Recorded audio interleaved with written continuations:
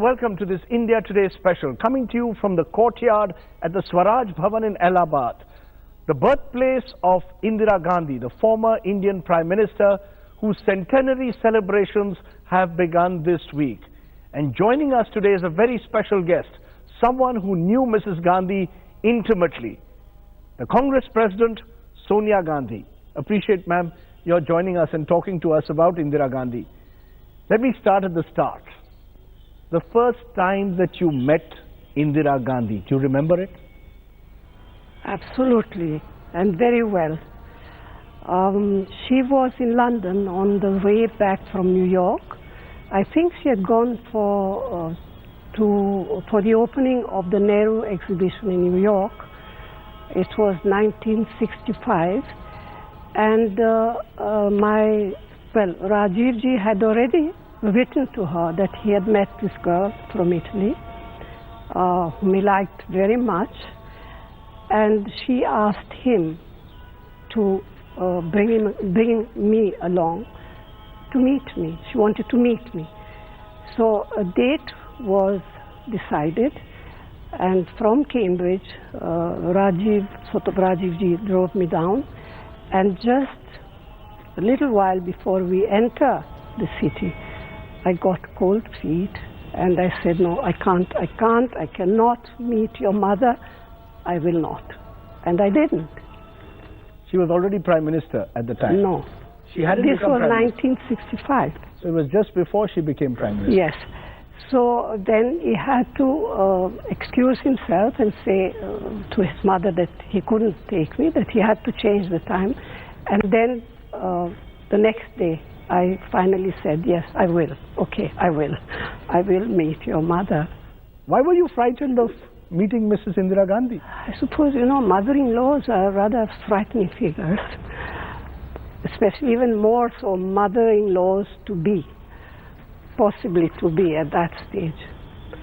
And then when I saw her and when I met her, she was staying at the High Commissioner's place.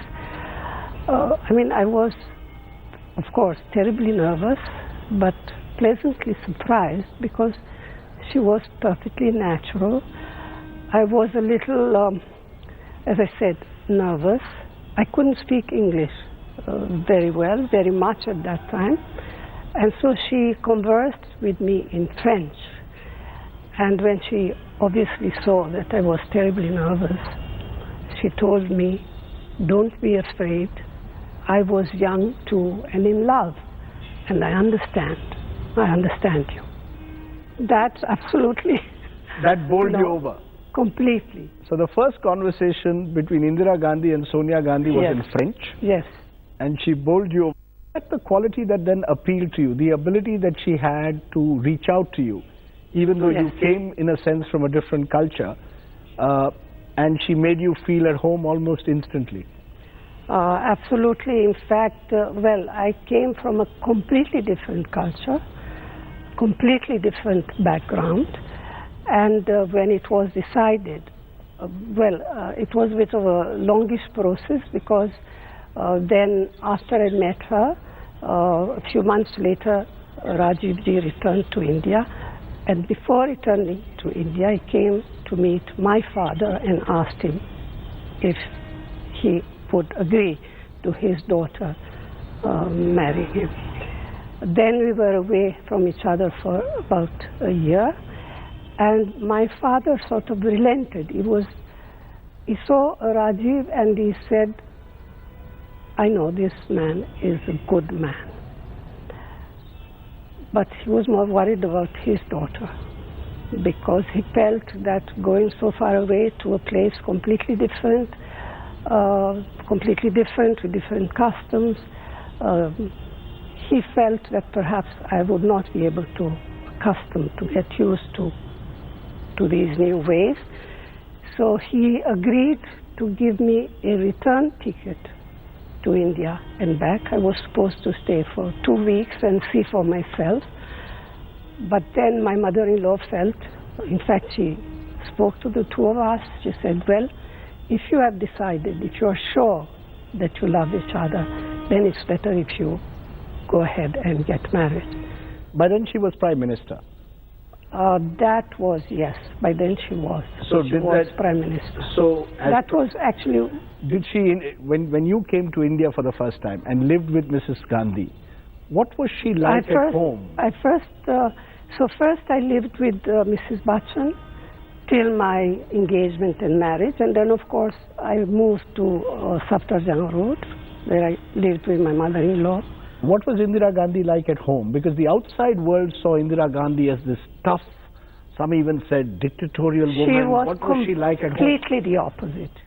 Completely the opposite at home? Completely the opposite, yes, she was. Give me an example of what was she like at home.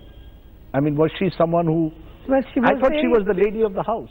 She was, but at the same time in a very gentle and sort of understanding way, at least with me. I suppose she understood my difficulties, you know, for coming into her home, not knowing the culture, the custom, the language, even English for that matter.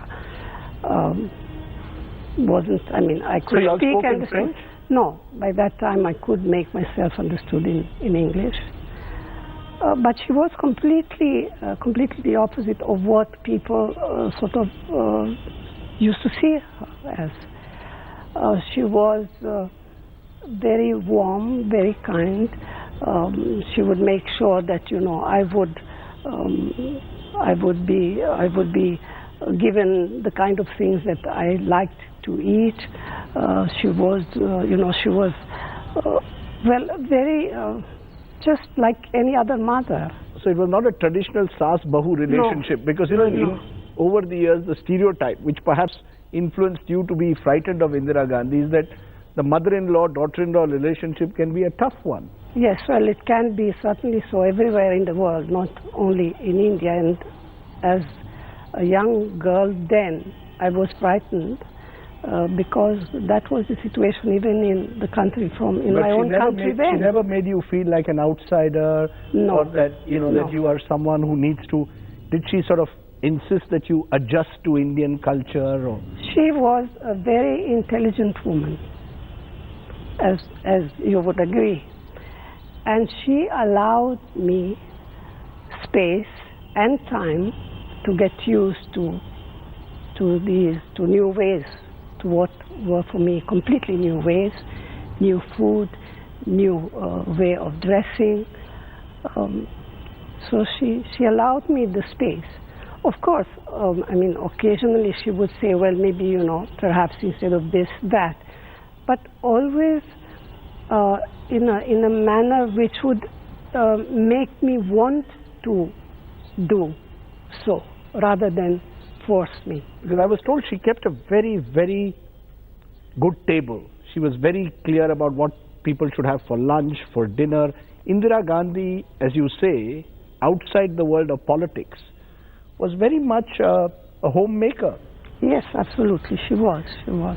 And she sort of taught you and took you through the whole process, is it? Yes, of course. And there were two, she had a personal secretary and a social secretary. I used to refer to them, to the three of them, as my three mother-in-laws, because they would also help me along in the ways of the home, Indian ways. What influence did she have over your politics and life? I mean, even now, 32 years after she's passed away, how much has she influenced your politics and your life, your entire transition to India and then taking that big step into politics? Was Indira Gandhi the person who's influenced you at all times in the moves that you've made in your life? Well, I wouldn't be in politics if I wasn't her daughter-in-law. But when you had to take tough decisions in life, have you thought of her? I mean, you had to take a lot of tough decisions in life. Your decision not to become Prime Minister in 2004. The tough decision was, the first one was whether to join politics or not. I did not want to join politics. And as probably is known, I did not want my husband to join politics.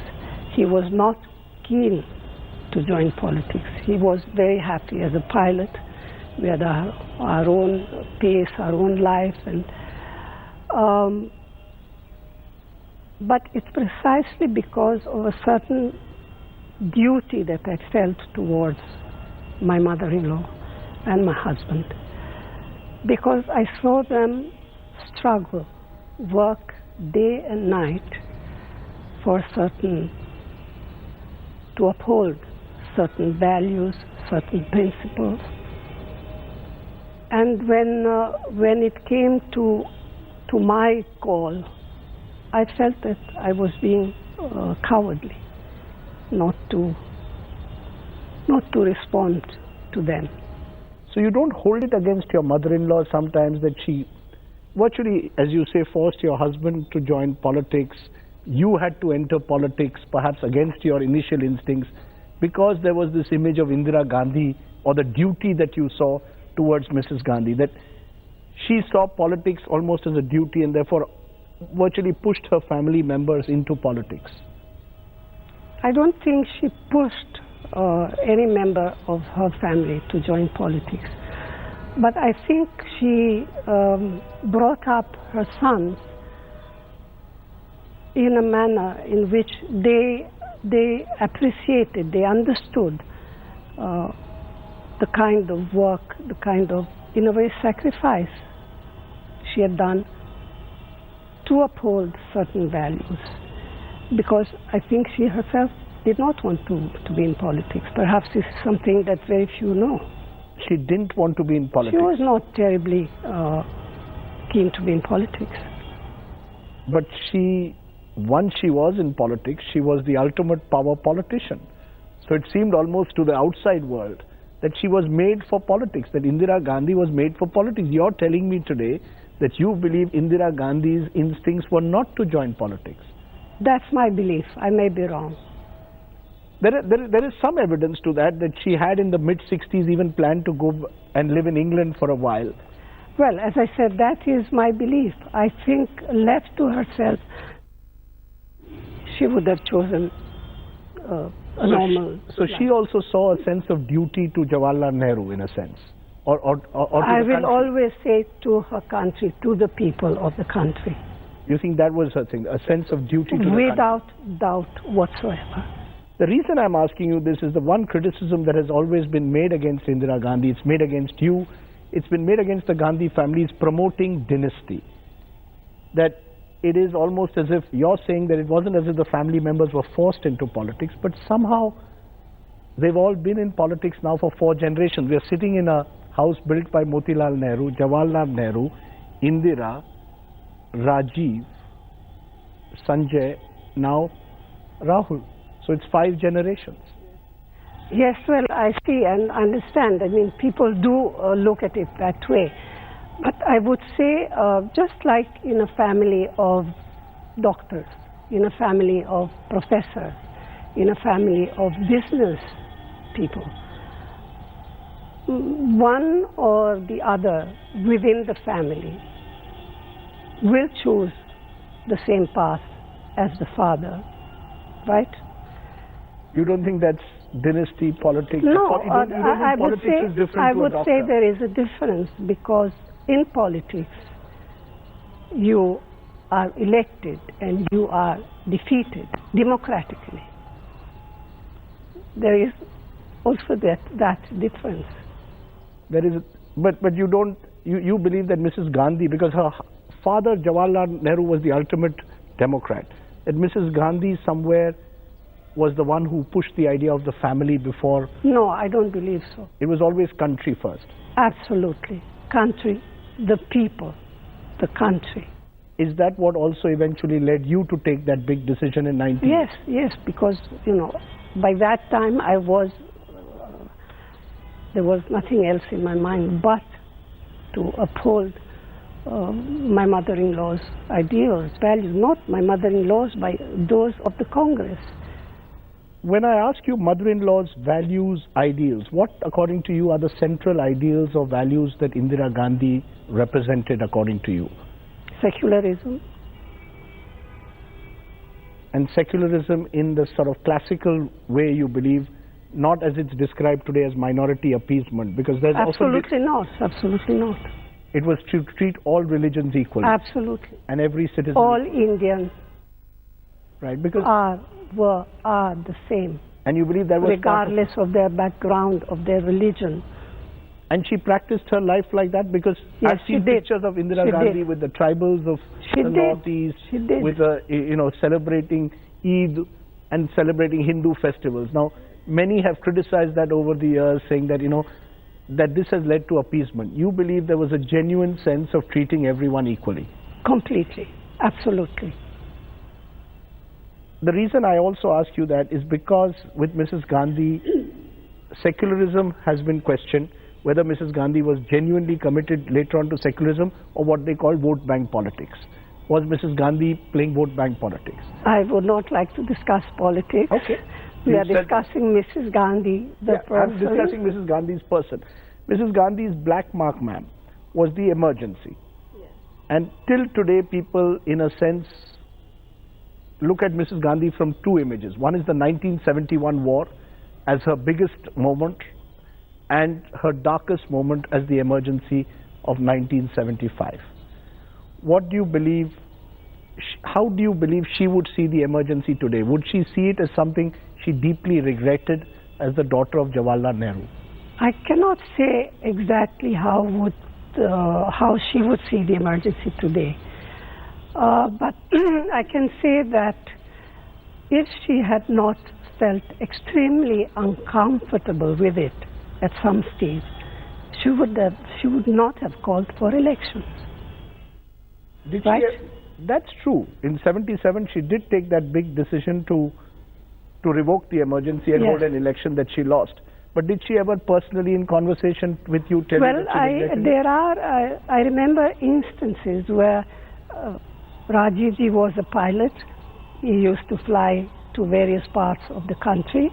On a number of occasions, he would meet up with people or a passenger or a friend who would say, look here, I've heard that this is happening in whichever place.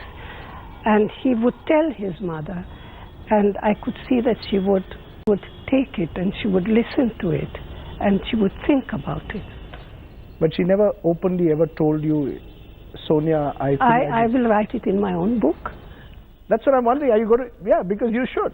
You should. Nobody knows Indira Gandhi. If and when. If and when. I thought it's about when more than if. Well, let's see. Let me come to the question about, when Indira wanted Rajiv ji to be her political heir after Sanjay Gandhi's death, you have publicly said that you were against it. You're saying it even today. Yes, I was completely against it. It's said famously in the book, you fought like a tigress to stop your husband from doing it. Did that change your equation with your mother-in-law those last years? No, because again, she was a very intelligent woman, don't forget. She allowed the two of us to work it out amongst ourselves. She never said anything to me. Was there a lot of privacy that she gave you all as a couple over the years? Yes, we had. I mean, your public life, the daughter-in-law and the son of a prime minister, it's not an easy space to be in, because your public and your private life often get completely blurred. Did she allow you to keep your private life completely separate? I think it was different in those days. There was less focus on us, the family. You didn't have 24/7 television channels? No, we didn't. So that nobody was speaking into your life? So we had, yes, quite a lot of space to ourselves. Your mother-in-law wouldn't ask you every evening, where are you going out? Never. Never asked you all? Never. Who are your friends who are coming over for dinner? Never. If we had friends, we would, she would know them. They were introduced. Some of them she knew from long before. They would come for meals to the house, at her table. So there are those, ma'am, who say the Congress party today needs a leader like Indira Gandhi to take on someone like Narendra Modi.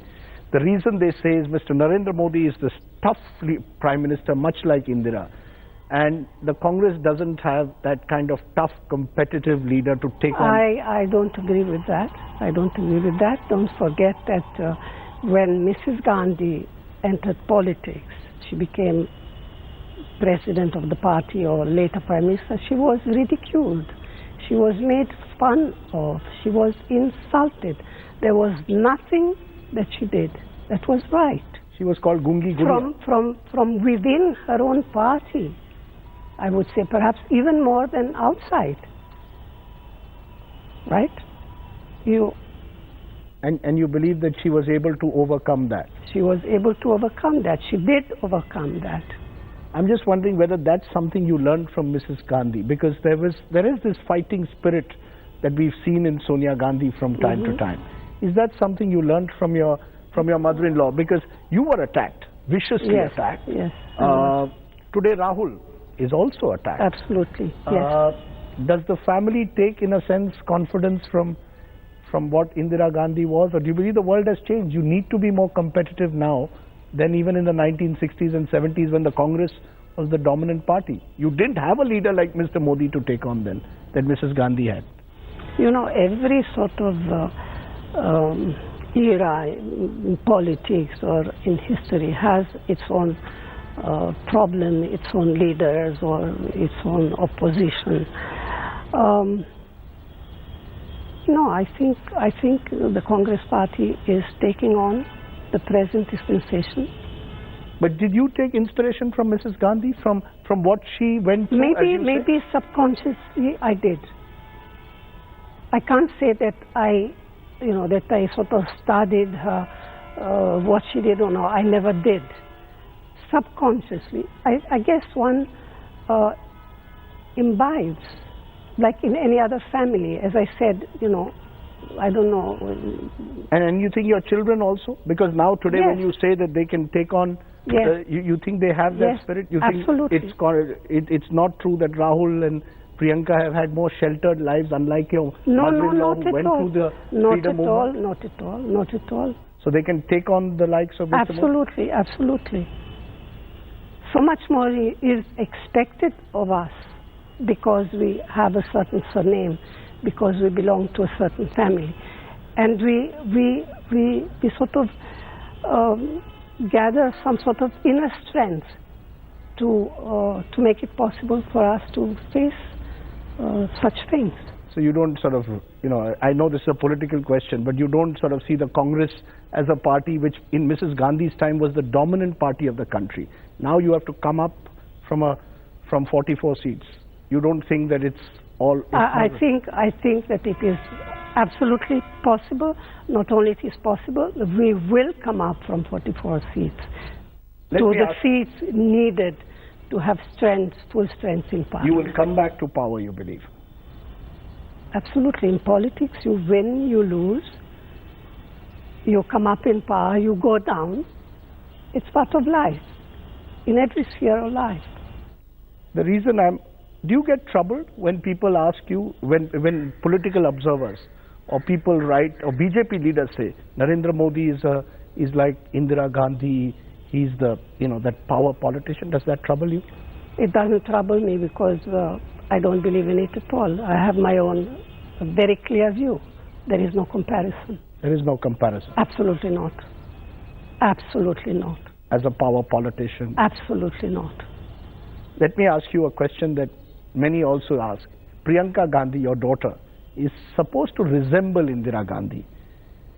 Who in the Nehru-Gandhi family today is more like your mother-in-law? Who's been the most in all the years that you've seen them? Every one of us has been influenced by Mrs. Gandhi, my mother-in-law, and in their case by their grandmother, in different ways, right?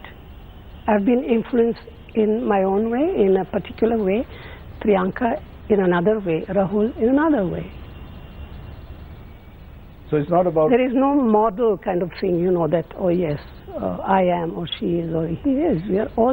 We all have been influenced in different ways. Because my trick question then would be, or what people would ask is that, will Rahul be the person who will take forward this legacy? Well, Will it be Priyanka? that you have to. I'm not the person to. You won't decide that. To decide or to reply, you know. You know, because you've been, you know, Mrs. Gandhi, ma'am, had one of her big strengths was her durability. She started in the early, people forget, in the late 50s, under Mr. Nehru. 66 becomes Prime Minister, 84, 18 years. You've been also Congress President for almost that long. And people ask, will Mrs. Gandhi give way to the new order? Will Rahul take over? Are you ready to retire? Do you think about these things? No politics. No politics. Mrs. Gandhi only today. Fair enough. Mrs. Gandhi only today. I take your point. Ma'am, since we are talking about Mrs. Gandhi, you saw her the first time, you said, in London, in happy circumstances. You saw her the last time in not so happy circumstances. 31st October 1984. She literally died in your arms in Safdarjung Road. Your recollections, ma'am? Yes, that was a terrible day. It was, I was in my room, and which was right next to hers. She was preparing to go for an interview, and I heard some noises. Diwali had just been, and sometimes, you know, Diwali sort of carries on a few days later, and I heard these noises, and I thought maybe they are Diwali's patakas, but there's something was different, and I sent one lady who worked for me out to see what is it. She came back howling, crying, and of course I knew that something, because we were expecting it. My mother-in-law knew. She had spoken to us about it. She had given instructions. She had spoken to Rahul in particular. And I ran out, and I saw her, well, she body riddled with bullets, and we took her to the hospital, which was again a terrible sort of, because there was no ambulance, nothing, so she was placed in the ambassador in the back seat, and I was sitting with her in my arms, and there was a lot of traffic. Anyway, slowly we reached the hospital, and that. Did it take you a long time to come to terms with what had happened to your mother-in-law? Yes, it was a terrible blow for me.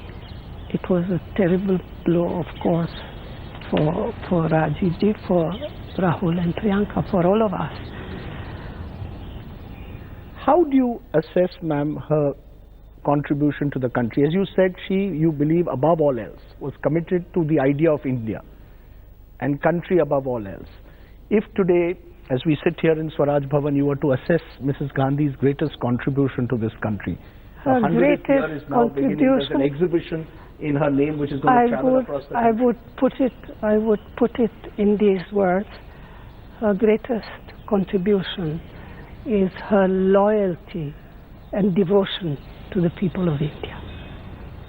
Because from that flow, you know, everything else what was this special? flowed. Yeah, what was this special connect that she seemed to have? She could, you know, Pranab Mukherjee, the president, She told me. identified with them. There was something about her, her deep compassion, which people, you know, very few people talk about. President Pranab Mukherjee told me something interesting. He said that if you have a political meeting in Lapland, in the Arctic Circle, Indira Gandhi and the Pope will be the only two people to attract an audience even there. Well, I don't know about that. But she had some kind of connect with the average person. She definitely had. She definitely had. Did she ever talk about it to you, about this special relationship that she had with the people of this country?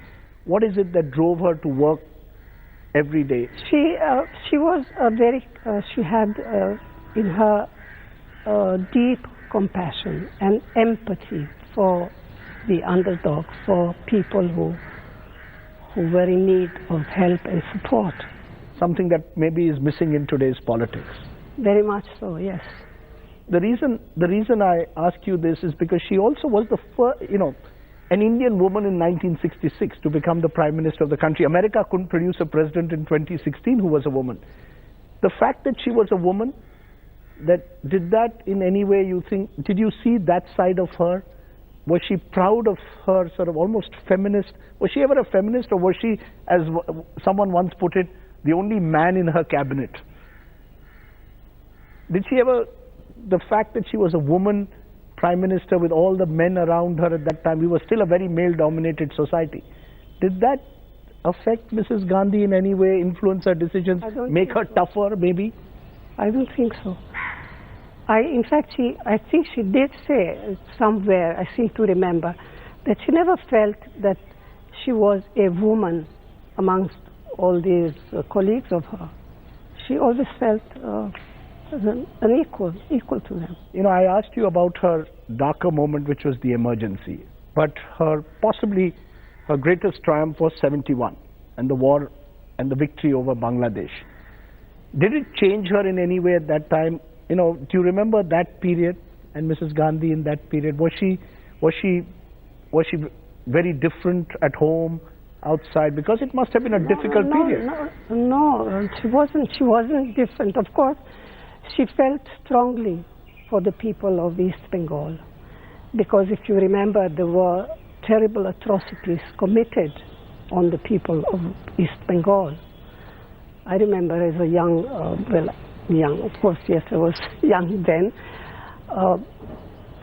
We used to hear horrific stories, and she felt sort of genuinely pained about it.